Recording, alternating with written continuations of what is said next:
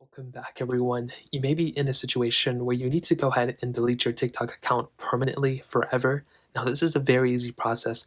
The first thing I would recommend doing is making your way over to your actual TikTok account and backing up any information or any data that you may want.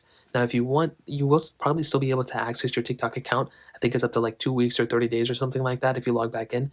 But just in case you forget to, or this is it, and you finally want to delete your TikTok account, and back up every single TikTok that you want. So go and click on your TikTok, save them however you want to do it, screenshot, whatever you want to do, and save them if you want to. Now, let's say you're ready to delete it. What you want to do, top right corner, you want to click on the three lines right there.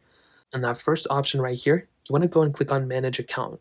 So once you click on the manage account option, you'll come into this panel.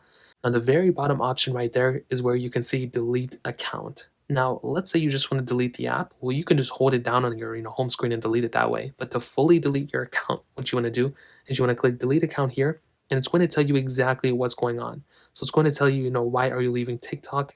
You want to go ahead and break this however you want to. Too many, whatever, irrelevant ads, so many, so forth.